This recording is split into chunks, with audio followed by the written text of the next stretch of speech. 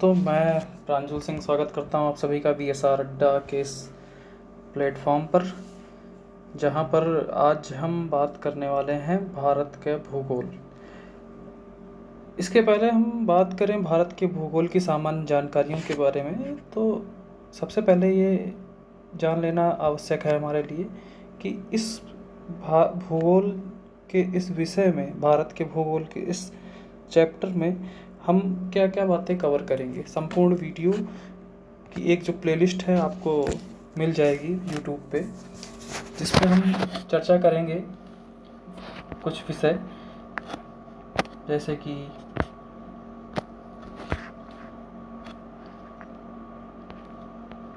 भारत का सामान्य परिचय,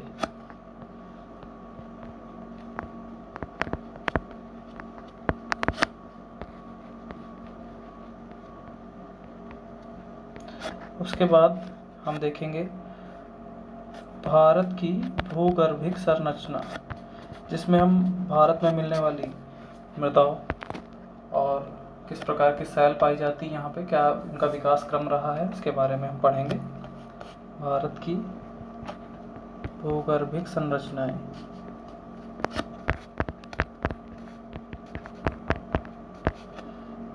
उसके बाद नेक्स्ट आपका आता है भारत का भौतिक विभाजन,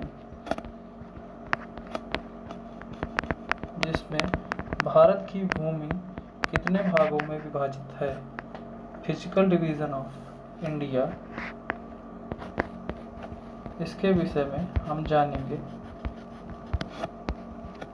नेक्स्ट इसके बाद हमारा आएगा भारत का अपवाह तंत्र, मतलब drainage system. What is the drainage system of India, नदियों के बारे में, झीलों के बारे में, झरनों के बारे में, इसमें हम पढ़ेंगे भारत का अपवाह तंत्र। इसके बाद नेक्स्ट आपका आता है भारत की जलवायु, जिसमें इंडियन क्लाइमेट के बारे में हम पढ़ेंगे, कैसे किस प्रकार की जलवायु है, किस प्रकार का मौसम, यहाँ पे किस प्रकार की जलवायु पाई जाती है, और उससे जुड़े कुछ तथ्य, उस जलवायु के कारण और उनका वर्गीकरण। फिर इस चैप्टर के बाद हम पढ़ेंगे भारत की मृदा, कितने प्रकार की मिट्टियाँ भारत में पाई जाती हैं, उनका कारण क्या है, इसके बारे में चैप्टर में हम पढ़ेंगे। फिर पढ़ेंगे हम भारत की वनस्पति, फ्लोरा ऑफ इंडिया, भारत में कितने प्रकार के पेड़ पौधे पाए जाते हैं, उनके बारे में हम पढ़ेंगे। उसके बाद जो नेक्स्ट चैप्टर हम पढ़ेंगे वो होगा भारत की प्रमुख झीलें,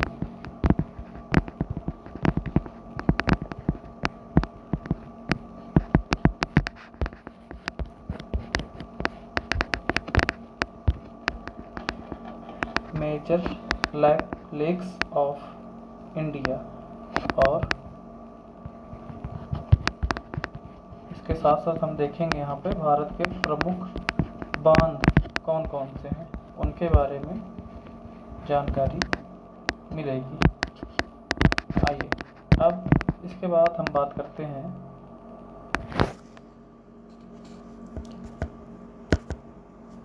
भारत के भूगोल के विषय में।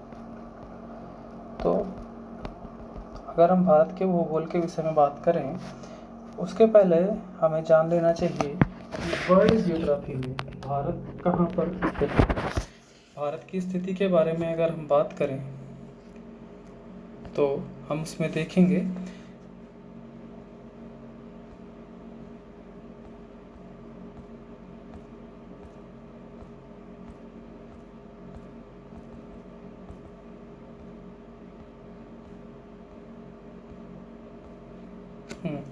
आइए अब अगर इस ग्लोब में भारत की स्थिति के बारे में बात करें हम, तो हम ये देखेंगे कि भारत जो है वो, अगर देखते हैं तो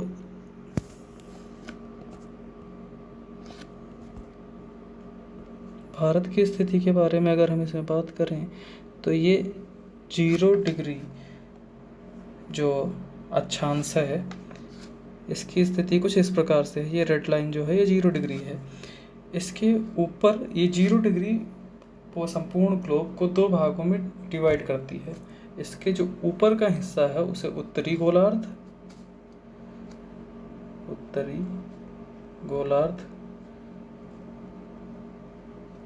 और इसके नीचे का जो हिस्सा है ये दक्षिणी गोलार्ध के नाम से जाना जाता है।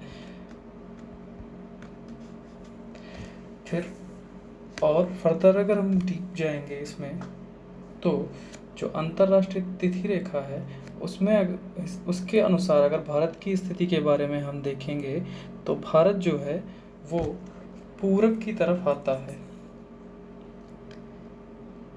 तो उस रेखा के हिसाब से अगर हम देखें तो ये हिस्सा जो है वो पूर्वी और इसका दूसरा हिस्सा पश्चिमी हिस्सा कहलाता है। तो अगर सटीक जानकारी के बारे में हम देखें इसमें तो भारत की स्थिति जो है वो उत्तर पूर्वी गोलार्ध में है।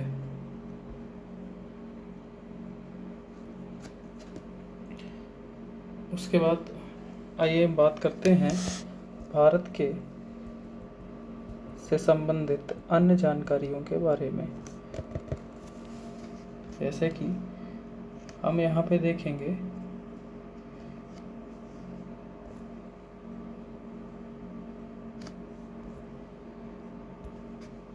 सबसे पहले अगर हम बात करें भारत देश के बारे में तो यहाँ पे हमें दिखाई देगा।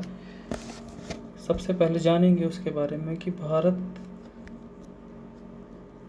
नाम का क्या अर्थ है और इसके अतिरिक्त भारत के अन्य कितने नाम हैं। सबसे पहले अगर बात करें तो भारत शब्द का सर्वप्रथम उल्लेख प्राचीन वायु पुराण में मिला था।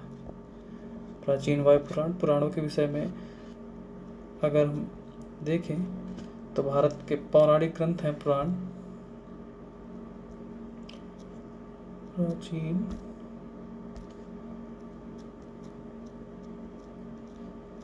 वायु पुराण में भारत शब्द की व्याख्या मिलती है। इनका संबंध राजा दुष्यंत और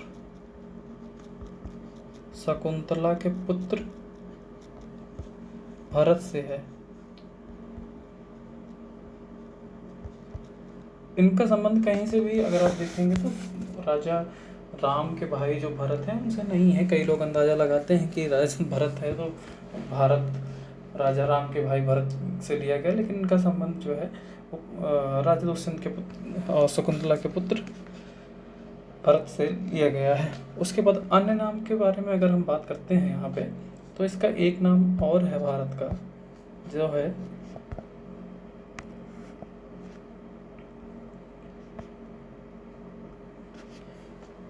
आर्यावर्त।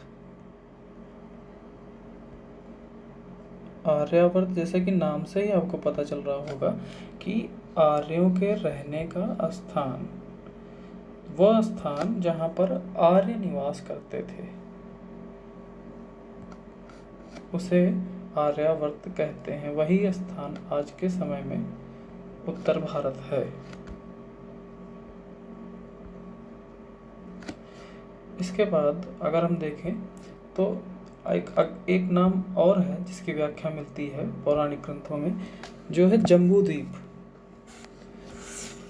आज के समय में, तत्कालिक समय में जो उत्तर भारत है प्राचीन काल में उसी को जम्बूद्वीप के नाम से जाना जाता था।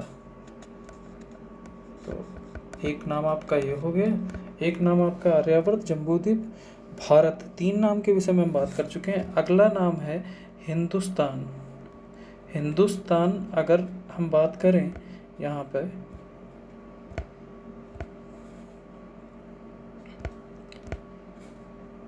हिंदुस्तान तो वह स्थान जहाँ पर हिंदू निवास करते हैं, लेकिन ऐसा नहीं है। जहाँ पे बात ऐसी की जा रही है कि जो ईरान से लोग जो आए थे, जो पारस से लोग आए थे, उनके हिसाब से अगर आप भारत का मैप देखेंगे तो दिखाता हूँ आपको भारत का मैप। इसमें जैसे आप भारत का मैप देखेंगे तो सिंधु नदी, इनके हिसाब से जो सिंधु नदी थी वो यहाँ जम्मू से लेके इस साइड बहती थी। तो सिंधु नदी के इस पार जो इस साइड लोग जो रहते थे, इस साइड, वो स्थान सिंधुस्तान ये जो पर्शियन लोग थे वो बोलते थे सिंधुस्तान। तो वो सा को हा के रूप में उच्चारित करते थे। जो सा था उनके जो वर्ड था वो सा बोल नहीं पाते, तो सा को हा के रूप में उच्चारित करते थे। तो सिंधुस्तान, हिंदुस्तान, धीरे धीरे वो हिंदुस्तान प्रचलन में आ गया। और हिंदुस्तान शब्द का जो उल्लेख है वो सर्वप्रथम सासानी अभिलेख में मिलता है। सासानी अभिलेख।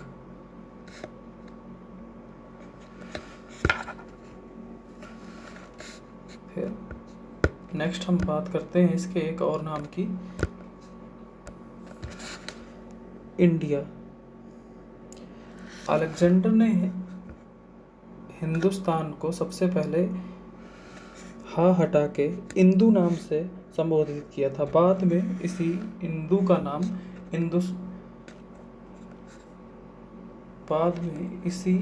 का नाम इंडिया पड़ गया। तो अलेक्जेंडर, जिसे हम अपने भारतीय भाषा में सिकंदर कहते हैं, उसने सबसे पहले इसे इंदु नाम से पुकारा था। उसके बाद इसका नाम धीरे धीरे प्रचलन में इंडिया आ गया था। फिर अब बात करते हैं संवैधानिक शब्द की। अगर हम संवैधानिक शब्द की बात करें यहाँ पे, तो भारत के संविधान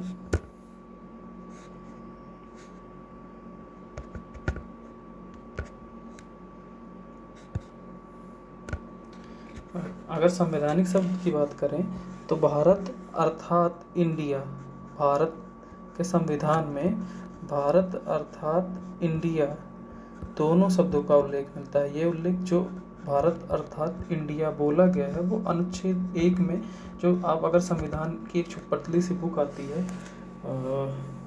मेरे दिमाग में नाम याद नहीं आ रहा है पूरा, अगर आप संविधान खोल के देखेंगे तो अनुच्छेद 1 में जो पहला वर्ड लिखा हुआ है वो यही है, भारत अर्थात इंडिया राज्यों का संघ।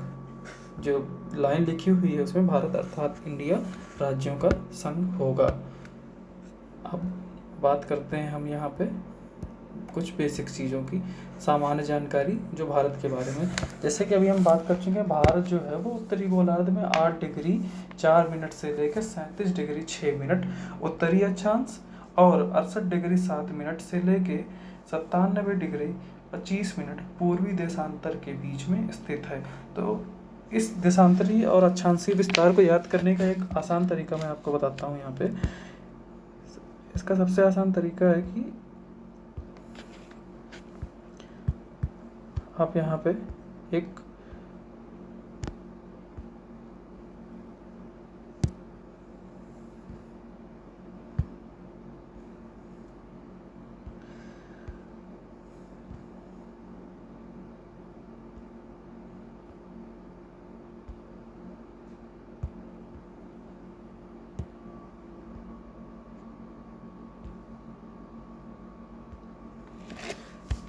आप यहाँ पे ऐसा करिए, एक चतुर्भुजाकार आकृति बना लीजिए। मान लीजिए कि ये है जम्मू कश्मीर का इंदिरा पॉइंट और ये अरुणाचल प्रदेश है यहाँ पे, और यहाँ पे यह है गुजरात का सर क्रीक, और ये है ये इंदिरा कोल है, भारत का सबसे उत्तरी स्थान, और ये है कन्याकुमारी, ये है अरुणाचल प्रदेश, और ये आपका गुजरात का सर क्रीक। तो यहाँ पे हम स्टार्ट करेंगे 8 डिग्री 4 मिनट से, बीच में 29 लिख लेंगे, ऊपर इसका हो जाएगा 37 डिग्री 6 मिनट।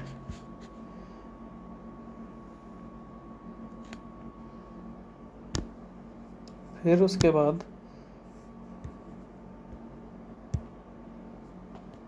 हम बात करते हैं भारत के पूर्वी देशांतर के बारे में, जो कि 68 डिग्री 7 मिनट और 97 डिग्री 25 मिनट पूर्वी देशांतर के बीच में अवस्थित है। अब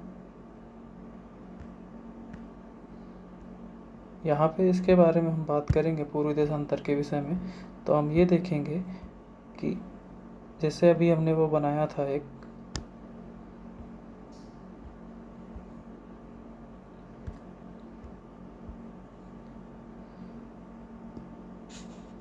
8 डिग्री 4 मिनट, बीच में 29 लिख लेंगे,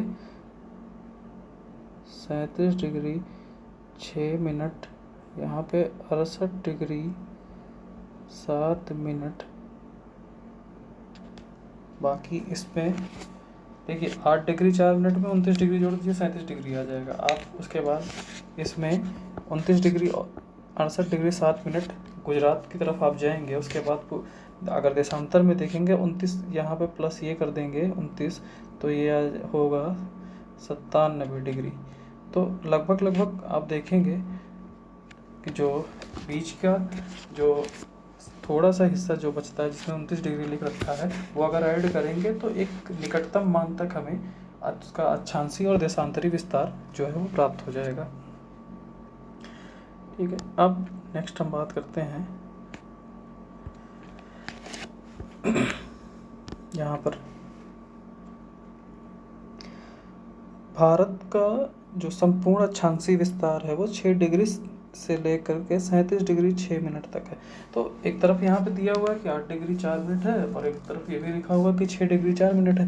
तो ऐसा नहीं है कि दोनों अलग अलग पॉइंट हैं। इसका कहने का एक मतलब ये है कि जो कन्याकुमारी है भारत का, जो सबसे दक्षिणतम बिंदु है, वो जो है वो 8 डिग्री 4 मिनट पे है। लेकिन वहीं पे अगर हम बात करते हैं अंडमान निकोबार द्वीप समूह की, जो कि भारत का हिस्सा है, वो थोड़ा सा दूर है, तटीय क्षेत्र है, भारत से थोड़ा दूर है। तो उसकी जो स्थिति है अगर वो मैप पर हम देखेंगे तो वो 6 डिग्री 4 मिनट से स्टार्ट होता है।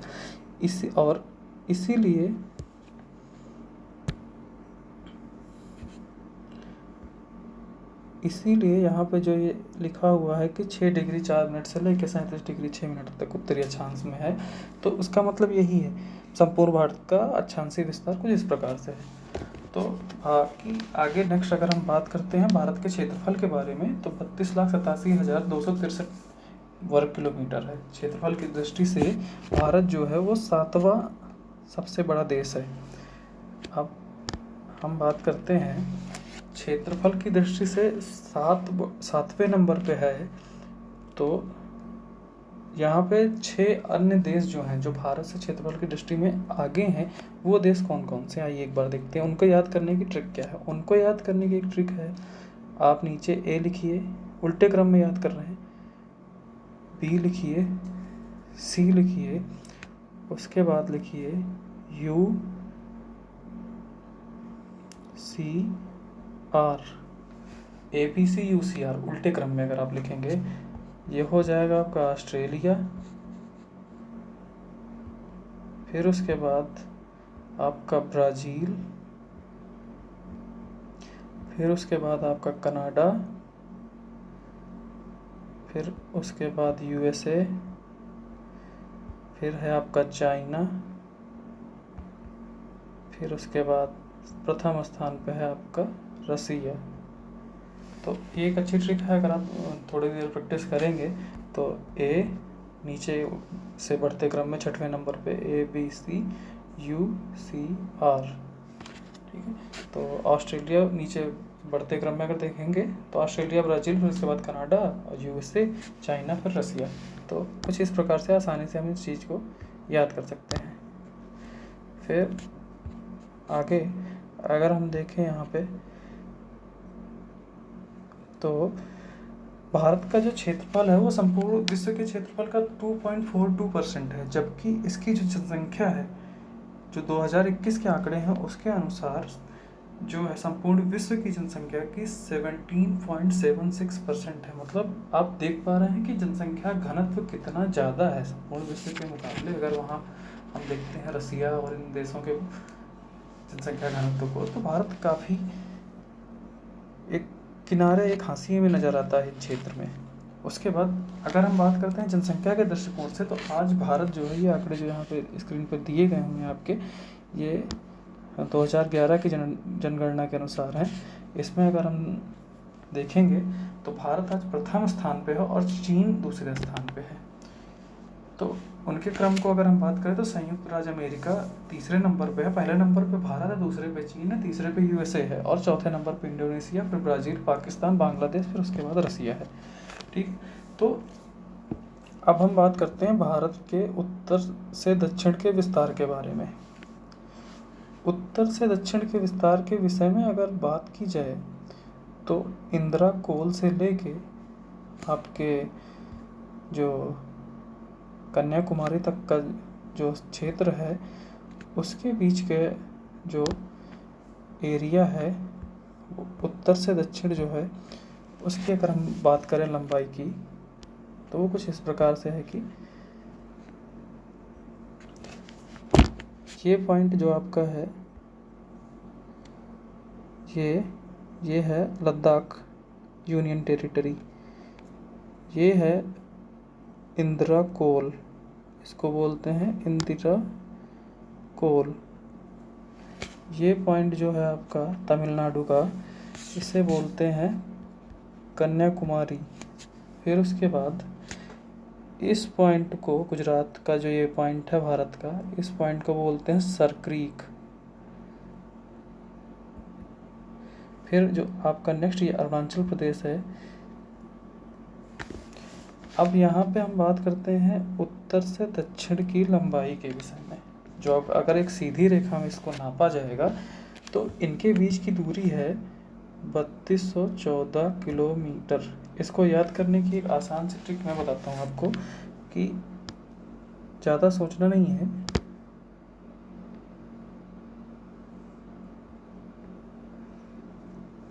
आपको सीधे सीधे लिखना है 3,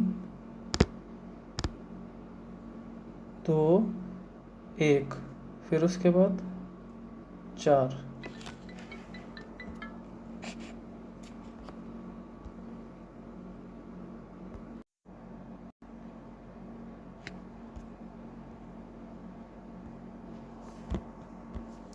तो आइए अब हम बात करते हैं नेक्स्ट आपका जो है ये पूरब से पश्चिम के बीच की दूरी के विषय में अगर हम बात करें तो ये है 2933 किलोमीटर। इसको याद करने का एक आसान सा तरीका है कि आप इस प्रकार से याद कर सकते हैं। सबसे पहले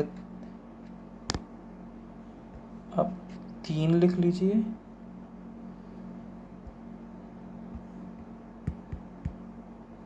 आप ऐसा करिए, सबसे पहले 3 लिख लीजिए, फिर एक और 3 लिख लीजिए, 3 और 3 का गुणा होगा 9 और सामने एक 2 लिख लीजिए, 2933 किलोमीटर। अगर आप दिमाग में चीज़ें ये थोड़ा सा सेट करेंगे तो धीरे धीरे याद हो जाएंगी। कोई बहुत ही कठिन आंकड़े नहीं हैं, थोड़ी सी प्रैक्टिस से आपके दिमाग में चीज़ें सेट हो जाएंगी।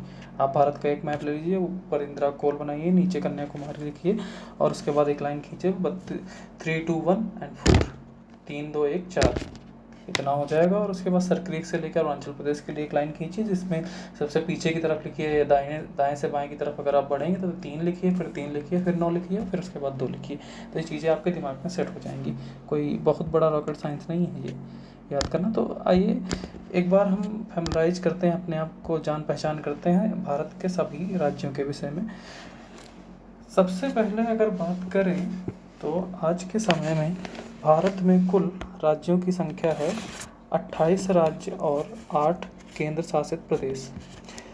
राज्य एक प्रकार से अगर हम बात करें केंद्र शासित प्रदेशों से कुछ इस प्रकार भिन्न है कि राज्यों में एक निश्चित सरकार है जो उनका प्रशासन चलाती है, लेकिन केंद्र शासित प्रदेश दिल्ली और पांडिचेरी को छोड़ के ऐसे राज्य हैं जहां का शासन केंद्र द्वारा शासित किया जाता है। अब आइए इन केंद्र शासित प्रदेशों के विषय में हम जानते हैं। तो अगर हम बात करें यहाँ पे तो आज से कुछ साल पहले जम्मू और कश्मीर एक राज्य हुआ करते थे, लेकिन जो कि अब अलग हैं। एक जनरल सा आइडिया आप दिमाग में ऐसे सेट कर सकते हैं। भारत का एक मैप बनाइए जनरल सा, उसके बाद उसको ऐसे बना दीजिए और एक आप लिखते चले जाइए जम्मू कश्मीर हिमाचल प्रदेश, पंजाब, फिर पंजाब के नीचे हरियाणा आ जाएगा, इधर हिमाचल प्रदेश के बाद अरुणाचल वो उत्तराखंड आ जाएगा, फिर उसके बाद बीच में थोड़ा सा हिस्सा नेपाल का आ जाता है।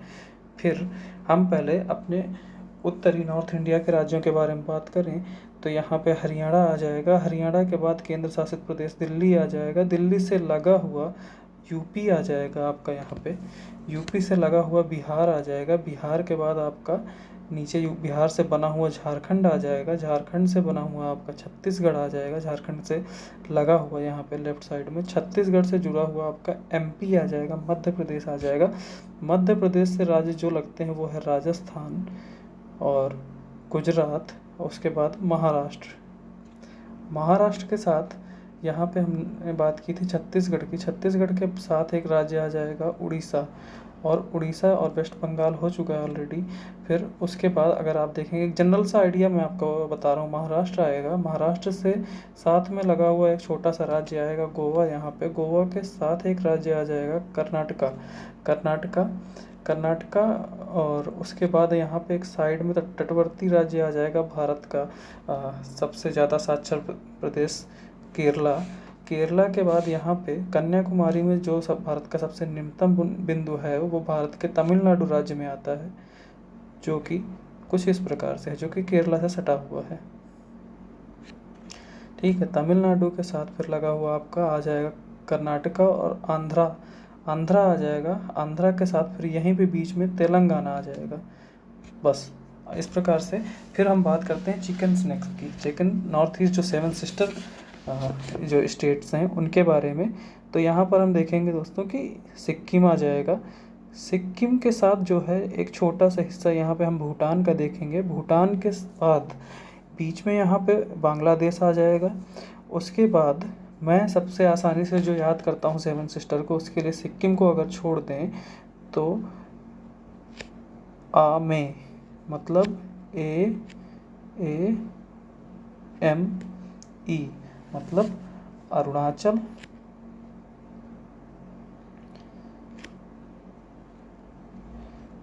अरुणाचल, असम, फिर उसके बाद में से मेघालय। ठीक है, फिर उसके बाद आ जाएगा आपका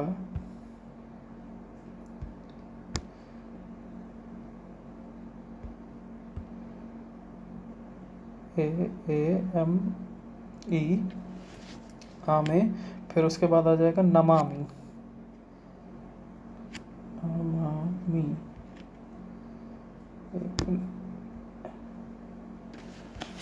फिर उसके बाद आ जाएगा आपका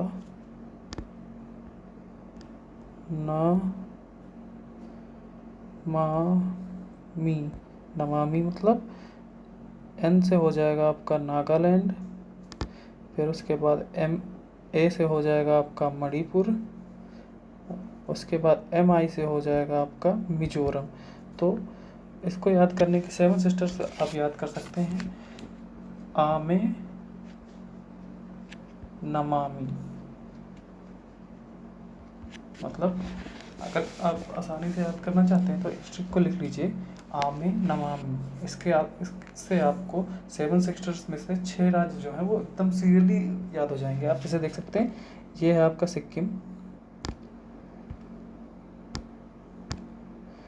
ये है आपका सिक्किम, फिर ऊपर से नीचे की तरफ आएंगे तो अरुणाचल प्रदेश सबसे पहले मिलेगा, फिर उसके बाद नीचे मिलेगा असम, AA हो गया, और उसके बाद आपको मिलेगा मेघालय, फिर उसके बाद नमामि में आपको नागालैंड, मणिपुर, मिजोरम, फिर सिक्किम, और लास्ट में आपका एक स्टेट पड़ता है त्रिपुरा।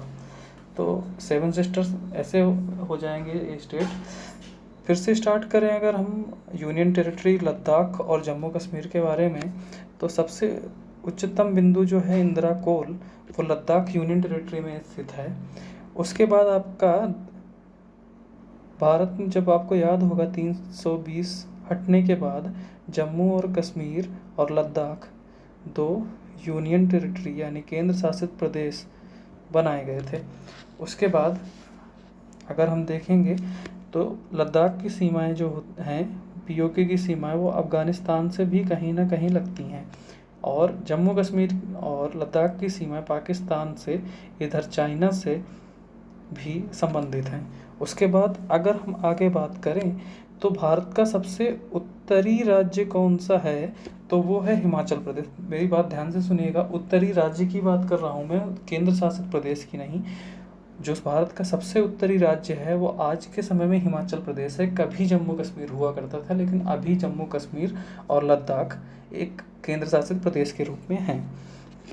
फिर उसके बाद हिमाचल से हम आगे बढ़ेंगे उत्तराखंड, लेफ्ट साइड में पंजाब आएगा, फिर उसके नीचे आएगा हरियाणा।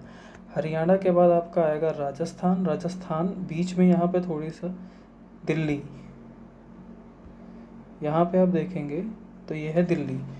दिल्ली के बाद, दिल्ली में देखिए न्यू दिल्ली जो है वो इंडिया की कैपिटल है, लेकिन जो दिल्ली है वो स्टेट है, वो एक अलग स्टेट, सॉरी मैं स्टेट नहीं कहूँगा यहाँ पे, केंद्र शासित प्रदेश है। उसके बाद दिल्ली के बाद आपका आ जाएगा उत्तर प्रदेश, उत्तर प्रदेश से लगा हुआ आएगा बिहार, बिहार से अलग हुआ है झारखंड। फिर उसके बाद वेस्ट बंगाल आएगा, जो कि पहले वेस्ट बंगाल ईस्ट बंगाल दो हुआ करते थे, बाद में वो ईस्ट पाकिस्तान बना, ईस्ट पाकिस्तान के बाद फिर बांग्लादेश बना। फिर यहाँ पे हम देखेंगे नेक्स्ट आगे नीचे की तरफ आएंगे तो तटवर्ती राज्यों में उड़ीसा आ जाएगा, और फिर यूपी के बाद हम एमपी आ जाएंगे। एमपी से सटा हुआ राज्य है छत्तीसगढ़, एमपी से लगा हुआ राज्य है राजस्थान और गुजरात। फिर उसके बाद एमपी का एक बड़ा हिस्सा मिलता है महाराष्ट्र से, बीच में यहीं पे दादरा नगर हवेली यूनियन टेरिटरी आती है एक। उसके बाद बात करते हैं आंध्र प्रदेश से अलग होकर बना हुआ राज्य तेलंगाना, जो कि एक लैंड लॉक्ड स्टेट है। लैंड लॉक्ड स्टेट वो होते हैं जिनकी सीमा समुद्रों से नहीं लगती। फिर उसके बाद हम बात करते हैं, ये आ जाएगा आपका पुडुचेरी। पुडुचेरी के बाद आप नीचे की तरफ जब आएंगे, यह है पुडुचेरी, तमिलनाडु पड़ेगा, जिसमें आपका भारत का सबसे दक्षिणतम बिंदु कन्याकुमारी स्थित है, और यहीं पर पाक जल संधि जो कि भारत को श्रीलंका से अलग करती है वो भी अवस्थित है। और उसके बाद हम बात करते हैं लेफ्ट की साइड में थोड़ा सा ऊपर बढ़ेंगे तो केरला आ जाएगा, भारत का सबसे साक्षरतम राज्य। फिर उसके बाद कर्नाटक आ जाएगा, कर्नाटक के बाद गोवा आ जाएगा, गोवा के ऊपर फिर महाराष्ट्र, सेम वही चीज़ें रिपीट हो जाएंगे। फिर उसके बाद हम सेवन सिस्टर कंट्री यानी चिकन स्नेक की बात करते हैं तो सिक्किम यहाँ पे है ऊपर। सिक्किम से थोड़ा आगे बढ़ेंगे तो आमे, नमामि, और सबसे नीचे आपका त्रिपुरा बांग्लादेश, यहाँ एस, यहाँ टी, और ये AAME, ये हो जाएगा अरुणाचल प्रदेश, असम और मेघालय। फिर उसके बाद नमामि में आ जाएगा नागालैंड, मणिपुर और मिजोरम, ये सेवन सिस्टर्स हो जाएंगे। तो ये ऐसे ऐसे धीरे धीरे हम देखेंगे तो पूरा एक देश का जो एक जनरल सा मैप हमारे माइंड में तैयार हो जाता है। अब यहाँ पे बात करते हैं उन स्टेट्स की जिनकी सीमाएं जो हैं किसी अन्य देश से मिलती हैं। सबसे पहले यहाँ पर लद्दाख, फिर उसके बाद है जम्मू कश्मीर, फिर उसके बाद है हिमाचल प्रदेश, पंजाब, उत्तराखंड, राजस्थान, गुजरात। इधर थोड़ा आगे बढ़ेंगे उत्तर प्रदेश की जो सीमा है वो नेपाल से मिलती है, बिहार की सीमा भी नेपाल से मिलती है। फिर सिक्किम जो है वो चाइना से है जुड़ा हुआ, चाइना एक तरफ, नेपाल एक तरफ, भूटान। और उसके बाद पश्चिम बंगाल के बाद हम बात करेंगे अरुणाचल प्रदेश की। फिर हम इसमें देखेंगे तो असम का थोड़ा सा हिस्सा भूटान और बांग्लादेश दोनों को टच करता है। फिर उसके बाद आएगा आपका नागालैंड, मणिपुर, मिजोरम और त्रिपुरा। ये वो स्टेट हैं जिनकी सीमाएं किसी अन्य देश से मिलती हुई हैं। फिर इधर तमिलनाडु को हम देखेंगे तो जो कि पाक जल संधि के माध्यम से श्रीलंका से जुड़ा हुआ है।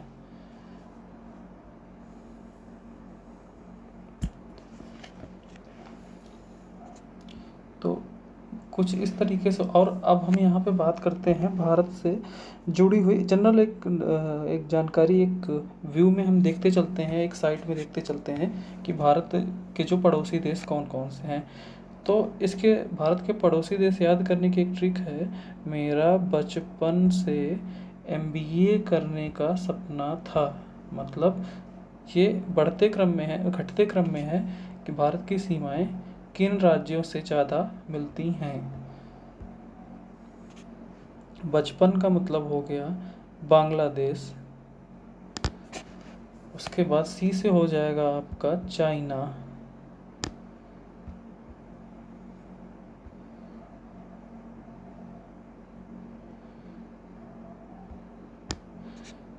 पी से हो जाएगा पाकिस्तान, एन से हो जाएगा नेपाल। भारत की सीमा सर्वाधिक जिस देश से लगती है उस देश का नाम है बांग्लादेश। दूसरे नंबर पे उस श्रेणी में आता है चाइना, तीसरे नंबर पर पाकिस्तान, चौथे नंबर पे नेपाल, फिर उसके बाद आता है म्यांमार, म्यांमार के बाद आता है आपका भूटान, और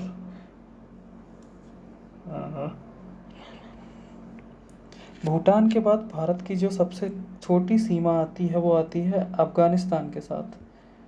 अफ़गानिस्तान के साथ भारत जो सीमा शेयर करता है वो पीओके में आप देखेंगे अगर, तो ये यहाँ पे एक छोटी सी लाइन है जो अफ़गानिस्तान के साथ जुड़ी हुई है।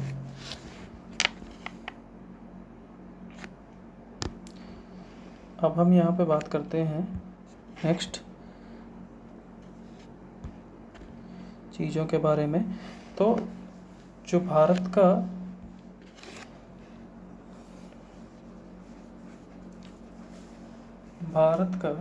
जो स्थल सीमा है वो 15,200 किलोमीटर है, अर्थात इसकी जो तटीय सीमा है वो 7516 किलोमीटर है, और मुख्य तटीय भूमि जो है वो 6100 किलोमीटर की है। भारत में एक मीन टाइम जोन पाया जाता है जो कि भारत के नैनी के पास से होकर गुजरता है। 82 degree 82.5 degree Greenwich mean time से 5.5 घंटे आगे जो लाइन है उसे भारत की जो समय निर्धारण की रेखा माना गया है, जो कि भारत के इलाहाबाद के नैनी से होकर गुजरती है। फिर ये अगर हम बात करें, यही वो स्थान है, ये कुछ एक इमेज है जहाँ से होकर भारत की ग्रीनविच मीन टाइम से 5.5 घंटे की आगे की रेखा, यानी कि 82 डिग्री ईस्ट, जिसको इंडियन स्टैंडर्ड टाइम माना जाता है, वो रेखा यहाँ से गुजरती है। संपूर्ण भारत का जो समय है वो इसी स्थान से निर्धारित होता है। GMT +5 hour 30 minute बिफोर का मतलब है कि ग्रीनविच मीन टाइम जो रेखा है उस रेखा से 5.5 घंटे पहले भारत का जो टाइम है वो सूर्योदय यहाँ पे दिखाई दे जाता है। फिर आगे बात करते हैं अगर इसी क्षेत्र में, तो ये रेखा जो है वो किन राज्यों से गुजरती है, तो इसके लिए एक ट्रिक मैंने याद की है, ओ मूच।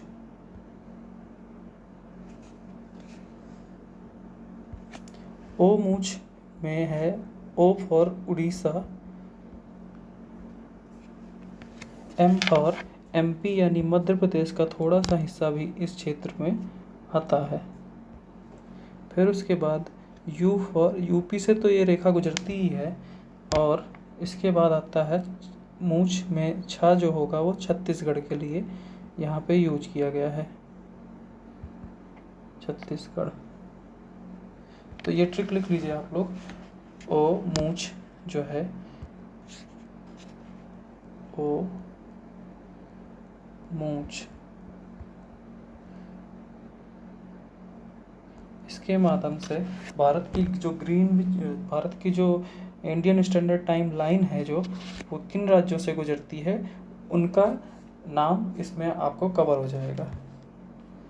नेक्स्ट हम बात करते हैं यहाँ पे आगे देखते हैं, तो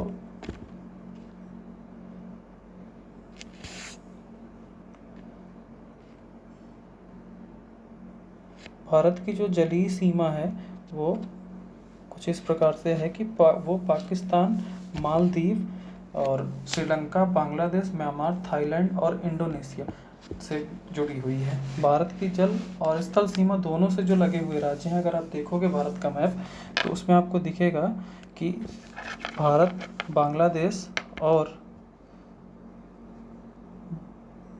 बांग्लादेश म्यांमार और पाकिस्तान, ये वो कंट्रियां हैं जिनसे भारत की स्थल और जल दोनों सीमाएं मिलती हैं। भारत यहाँ पे आप देखोगे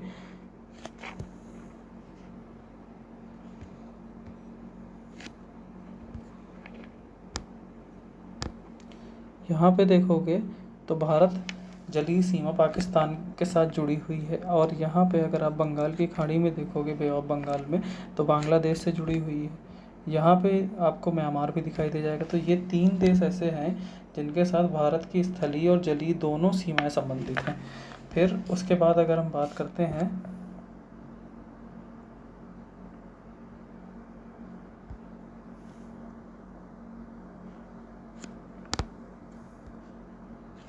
जो है, भारत का सबसे दक्षिणी बिंदु इंदिरा पॉइंट है। यह निकोबार द्वीप समूह में स्थित है। इसका नाम जो था वो पिग्मिलियन पॉइंट था। यह भूमध्य रेखा से 876 किलोमीटर दूर है। भारत के सबसे उत्तरी बिंदु इंदिरा कॉल, इंदिरा कॉल मैंने आपको दिखाया था, लद्दाख में सबसे ऊपर जो पॉइंट है उसको इंदिरा कॉल बोलते हैं। जस्ट एक नॉर्मल सी बात है, उसको आप दिमाग में बिठा लीजिए कि इंदिरा कॉल और इंदिरा पॉइंट जो है आपका निकोबार में है, जो कि 0 डिग्री जो आपका ये अक्षांश है वहाँ से 876 किलोमीटर की दूरी पर स्थित है, जो भूमध्य रेखा है।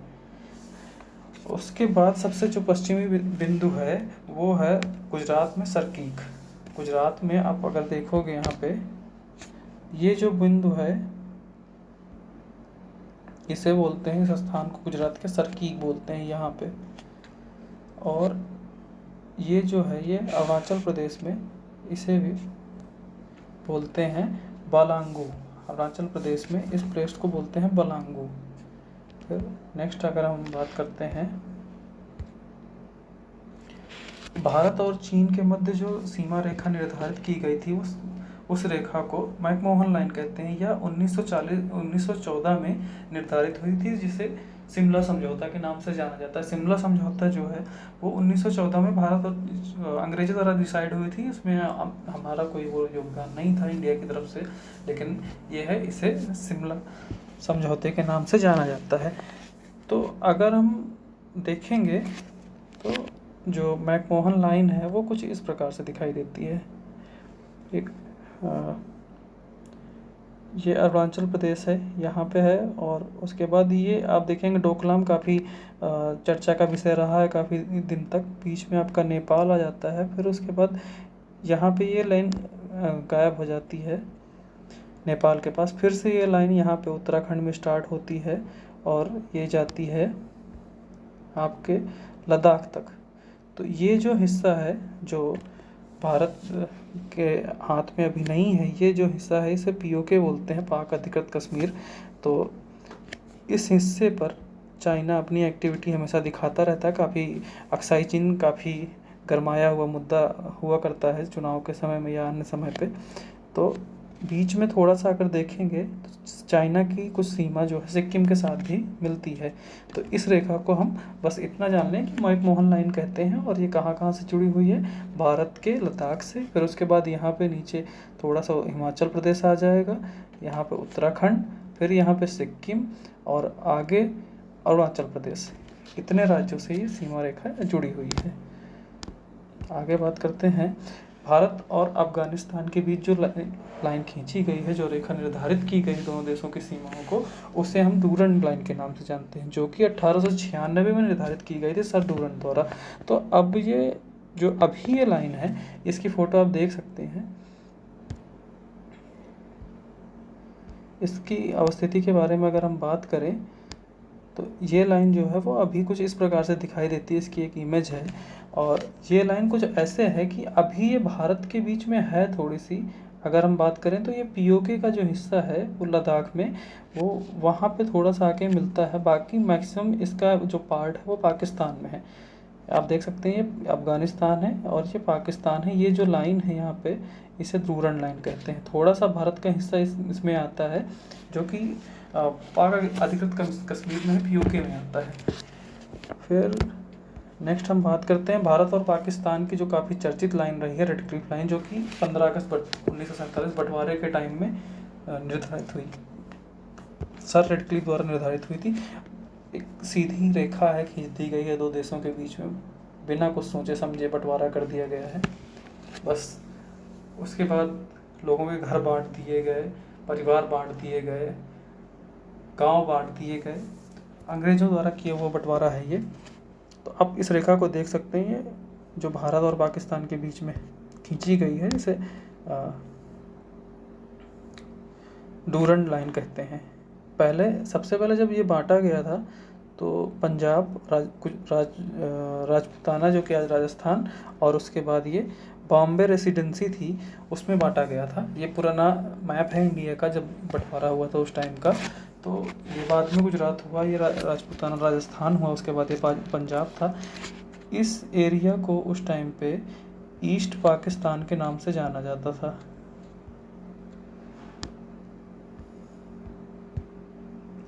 उसके बाद ये जो एरिया था ये वेस्ट पाकिस्तान था।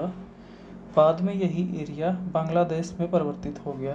भारत ने आज़ादी दिलाई इस क्षेत्र को और बांग्लादेश में परिवर्तित हुआ, क्योंकि ये बांग्ला बहुल क्षेत्र था। और उसके बाद हम बात करते हैं यहाँ पे भारत के समुद्री सीमा के बारे में। अगर हम बात करें तो देखेंगे कि भारत के दक्षिणतम जो है वो, अगर श्रीलंका के साथ हम बात करें जो है अपना, वो पाक जल संधि के द्वारा भारत और श्रीलंका एक दूसरे से अलग होते हैं। तो ये जो एरिया है, ये जो लाइन है जो एक खींची गई है यहाँ पे, आप देखेंगे तमिलनाडु केरला से होते हुए कन्याकुमारी, इस क्षेत्र को कन्याकुमारी कहते हैं। ये एरिया जो है वो मन्नार की खाड़ी के नाम से जाना जाता है, जो तमिलनाडु और श्रीलंका के बीच में है। ये यहाँ पे जाफना है, जो कि तमिल बाहुल्य क्षेत्र है श्रीलंका का। यहाँ से लेके पाक जल संधि जो है वो इस क्षेत्र को, जल संधि देखिए पहली चीज तो ये जल संधि दो जल राशियों का संगम नहीं, जो दो स्थल क्षेत्र को अगर कोई जल राशि अलग करती है तो उस क्षेत्र को जल संधि के नाम से जाना जाता है। तो इसलिए इस क्षेत्र को पाक जल संधि कहते हैं।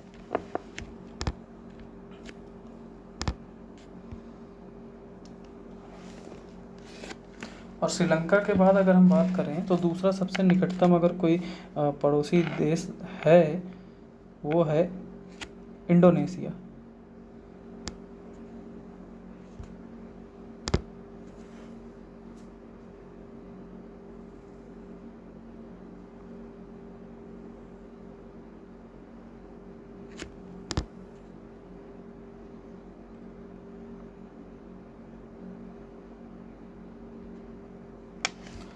जो संकोस नदी है असम एवं अरुणाचल प्रदेश के सीमा बनाती है। असम और अरुणाचल प्रदेश का मैप हमने जो पीछे अभी देखा था थोड़ी देर पहले, उसमें संकोस नदी है एक, जो असम, ये है असम, यहाँ पे आप देखोगे तो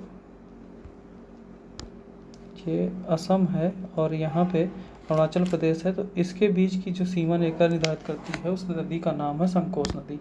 फिर आगे हम देखते हैं कुछ,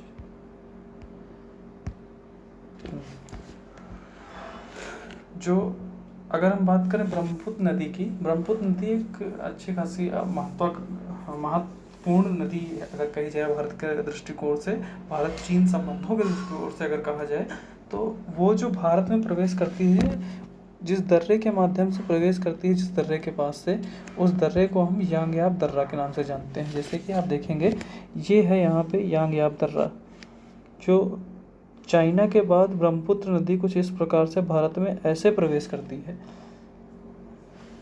तो ये जो दर्रा है यांगयाप दर्रा, यहाँ से ब्रह्मपुत्र नदी है जो भारत में प्रवेश करती है। फिर उसके बाद जोजिला दर्रे का निर्माण सिंधु नदी द्वारा, सिपकीला का निर्माण सतलज नदी द्वारा और जलेच्छा का निर्माण तीस्ता नदी द्वारा। आइए देखते हैं, जो जोजिला नदी है, जोजिला दर्रा है, जो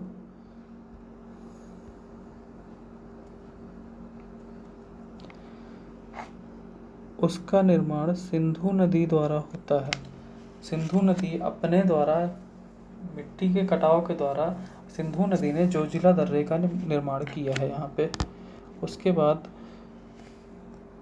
सिपकीला का निर्माण सतलज और जलेच्छा का निर्माण तीस्ता नदी। सिपकीला दर्रा जो है यहाँ पे देखेंगे, इसका निर्माण सतलज, सिंधु सतलज और जयरेच्छा का निर्माण जो है वो तीस्ता नदी द्वारा हुआ है। जम्मू कश्मीर के लद्दाख क्षेत्र में स्थित काराकोरम दर्रा भारत का सबसे ऊंचाई पर स्थित दर्रा है। इसमें फैक्ट है और इस चीज़ को आप याद कर लीजिए, जो काराकोरम दर्रा है भारत का, वो जम्मू कश्मीर के लद्दाख क्षेत्र में स्थित है। जम्मू कश्मीर के लद्दाख क्षेत्र में नहीं कहेंगे, लद्दाख क्षेत्र आज के समय में एक अलग ही केंद्र शासित प्रदेश है। तो लद्दाख केंद्र शासित प्रदेश में काराकोरम दर्रा स्थित है और वो जो है वो भारत का सबसे ऊंचा दर्रा है और यहाँ से ही जो है चीन को जाने वाली सड़क का निर्माण किया जा रहा है। ये यहाँ पे आप देखेंगे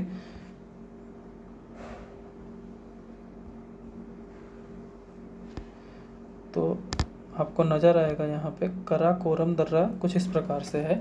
और यहाँ पे देखेंगे ये जो अक्साई चीन का क्षेत्र है, तो यहाँ से इस काराकोरम दर्रे से ही चाइना जाने के लिए रास्ते का निर्माण किया जा रहा है। तो ठीक है, बुर्जिल दर्रा जो है वो श्रीनगर से गिलगित को जोड़ता है। जो यहाँ पे आप देखेंगे बुर्जिल दर्रा है, जो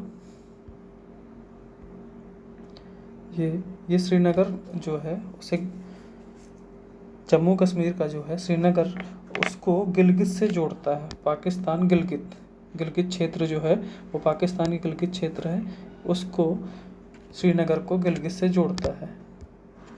फिर उसके बाद बनिहाल दर्रे से जम्मू से श्रीनगर जाने का मार्ग गुजरता है। जवाहर सुरंग, भारत की जो सबसे बड़ी सुरंग है वो बनिहाल दर्रे, बनिहाल पास का नाम हम सभी ने सुना होगा, वो यहाँ पे है। भारत की सबसे बड़ी सुरंग जवाहर सुरंग है जो बनिहाल दर्रे में है।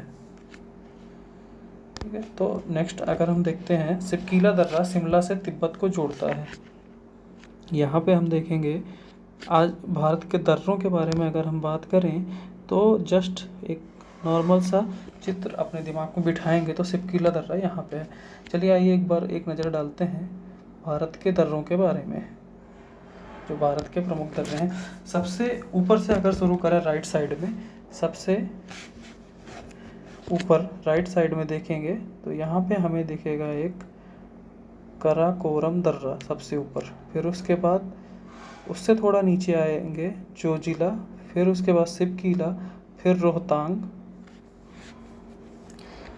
देखिए काराकोरम, जोजिला ये आएगा आपका जम्मू उसमें लद्दाख में। फिर उसके बाद सिपकीला और रोहतांग आएगा आपका हिमाचल प्रदेश में। और मानादरी, नीतिदरी और लिपुलेख, ये 3 दर्रे आपके आ जाएंगे उत्तराखंड में। फिर थोड़ा आगे बढ़ेंगे राइट साइड की तरफ। देखिए दर्रा क्या है, एक पास होता है, एक पैसेज होता है जो बना होता है, जिसके द्वारा जो पहाड़ के बीच में एक रास्ता बना होता है, जिससे जो बड़े बड़े पहाड़ होते हैं उनके बीच से जाने का एक रास्ता बनता है। तो ये 3 दर्रे जो मानादरी, नीतिदरी और लिपुलेख हैं वो उत्तराखंड में है। उसके बाद जो नाथुला और जैलपला जो 2 दर्रे हैं ये सिक्किम में स्थित हैं। आप देखेंगे नाथुला, जैलपला जो सिक्किम। और उसके बाद अगला आता है अरुणाचल प्रदेश में यांगयाप दर्रा। यांगयाप दर्रा है जहाँ से आपका ब्रह्मपुत्र नदी है जो भारत में प्रवेश करती है। उसके बाद दिपुला दर्रा और पोमादित दर्रा जो असम में है वो इस प्रकार है। फिर उसके बाद आप आ जाएंगे साउथ की तरफ, नीचे की तरफ, थालघाट, भोरघाट, पालघाट, 3 दर्रे हैं। ये 3 दर्रे आपको मिल जाएंगे। पालघाट जो आपको मिलेगा वो केरला में, थालघाट, भोरघाट जो है महाराष्ट्र। ये थालघाट, भोरघाट काफ़ी लोगों ने मूवीज़ में देखा होगा, काफ़ी शूटिंग यहाँ पे। ये एक खड़ी ऊंचाई है, बीच बीच में दर्रे बने हुए हैं। जो मुंबई को पुणे से जोड़ने वाला जो दर्रा है उसे थालघाट बोलते हैं। उसके बाद आता है आपका गोरान घाट जो कि राजस्थान में है। फिर और ऊपर की तरफ हम बढ़ते हैं, हिमाचल में बाडालाचा एक दर्रा है। उसके बाद बनिहाल पास जो कि श्रीनगर, बनिहाल पास जिसमें सब जवाहर सुरंग स्थित है। फिर आता है पीर पंजाल, उससे ऊपर बढ़ेंगे बुर्जिल दर्रा। तो एक दिमाग में एक सीरियल वाइज आप ऊपर से स्टार्ट करेंगे, काराकोरम, जोजिला, सिपकीला और उसके बाद रोहतांग, मानादरी, नीतिदरी, लिपुलेख। एक दिमाग में बिठाते चले जाएंगे। अगर एक बार 2 बार आप मैप में लेकर प्रैक्टिस कर लेंगे तो बड़े ईजिली आपको याद हो जाएंगी ये चीज़ें। देखेंगे, एक जनरली एक मैप बनाइए अपने दिमाग में, सबसे ऊपर देखिए तो काराकोरम, उसके नीचे जोजिला, फिर उसके नीचे सिपकीला, फिर रोहतांग, फिर उसके नीचे आएंगे ये जम्मू की। या तो फिर हम बात कर लें सिर्फ लद्दाख जम्मू की, तो सबसे ऊपर काराकोरम, फिर उसके बाद नीचे आएंगे जोजिला, फिर उसके बाद लेफ्ट साइड में जाएंगे बुर्जिल, पीर पंजाल, बनिहाल। काराकोरम, जोजिला, फिर लेफ्ट साइड में बुर्जिल, पीर पंजाल, बनिहाल। बनिहाल पास जवाहर सुरंग के लिए फेमस है, सब इंडिया की सबसे लंबी सुरंग है। फिर उसके बाद हम हिमाचल प्रदेश में बढ़ेंगे तो सिपकिला और रोहतांग 2 दर्रे हैं।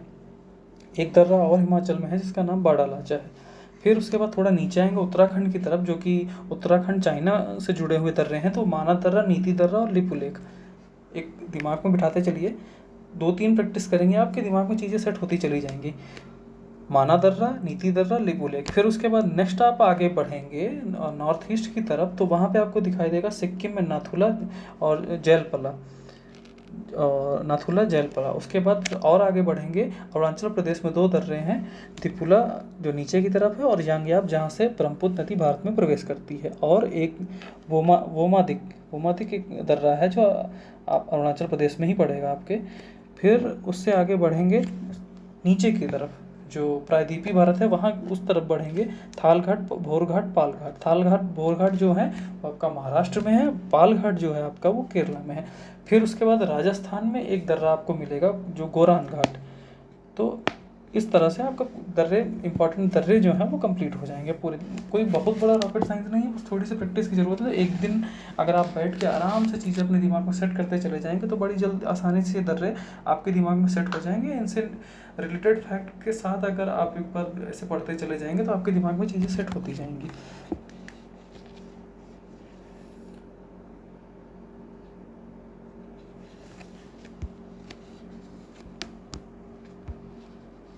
फिर हाँ देखिए, आप काराकोरम, जोजिला, पीर पंजाल, बनिहाल, फिर उसके बाद बुरथल, सिपकिला, रोहतांग, बड़ा लाचा, माना दर्रा, नीति दर्रा, लिपुलेख, नाथुला, जेला, बोंडेला, यांगयाप, तीफू दर्रा, तुजू दर्रा। देखिए फिर वही दर्रे यहाँ पे दिखाई दे रहे हैं। तो अरुणाचल प्रदेश है, इसको जो है सूर्योदय का राज्य कहा जाता है, क्योंकि जैसे देखिए वर्ल्ड में सबसे पहले सूर्योदय कहाँ होता है अगर उसकी बात करें तो जापान वो देश है जहाँ पे सब पूरे विश्व में सबसे पहले सूर्योदय होता है। वहीं अगर भारत के सबसे पूर्वी राज्य की बात करें तो अरुणाचल प्रदेश वो राज्य है जहाँ पे सबसे पहले सूर्योदय दिखाई देता है।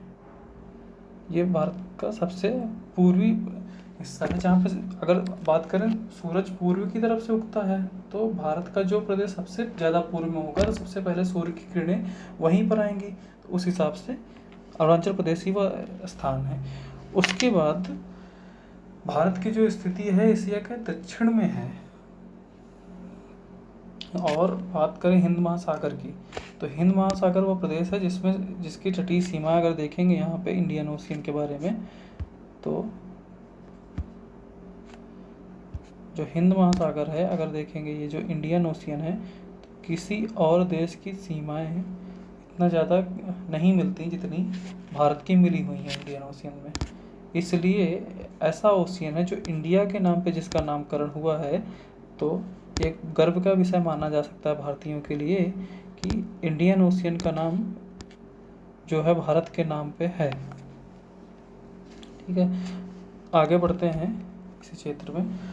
तो भारत के वह राज्य जिनसे होकर कर्क रेखा गुजरती है, आइए देखते हैं मैप के माध्यम से इन राज्यों को हम देखते हैं एक बार।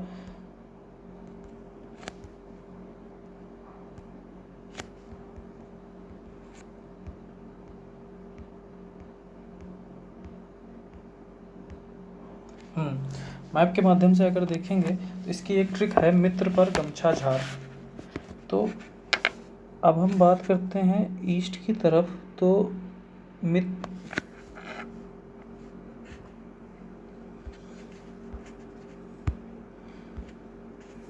मिजोरम सबसे पहले पड़ेगा, उसके बाद पड़ेगा त्रिपुरा। त्रिपुरा के बाद आप गमछा मतलब ग से गुजरात, वहाँ से मध्य प्रदेश, छ से छत्तीसगढ़, झारखंड, और उसके बाद एक राज्य आएगा वेस्ट बंगाल। मित्र पर थोड़ा सा हिस्सा है इसमें राजस्थान का भी आ जाता है। तो ये वो राज्य हैं जिनसे होकर कर्क रेखा गुजरती है। कर्क रेखा के बारे में अगर हम बात करें तो ये 23.5 डिग्री पर स्थित है और ये एक बहुत ही बड़ा विभाजकीय क्षेत्र अगर माने, विभाजकीय चिन्ह माने अगर, जो कि भारत के मानचित्र पर स्थित है। इसका अर्थ है कि कर्क रेखा के नीचे जो राज्य स्थित हैं वहाँ पर शीतोष्ण जलवायु पाई जाती है, और कर्क रेखा के ऊपर जो राज्य हैं, कर्क रेखा के ऊपर जो राज्य हैं वहाँ पे शीतोष्ण, उप शीतोष्ण, शीतोष्ण उप कटिबंधीय जो वर्ड वो मुझे दिमाग में नहीं आ रहा, सब ट्रॉपिकल जो है वो क्लाइमेट पाया जाता है।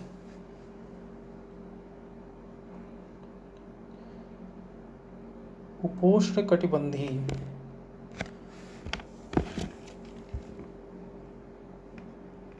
उपोष्ण कटिबंधीय जो जलवायु है वो पाई जाती है। तो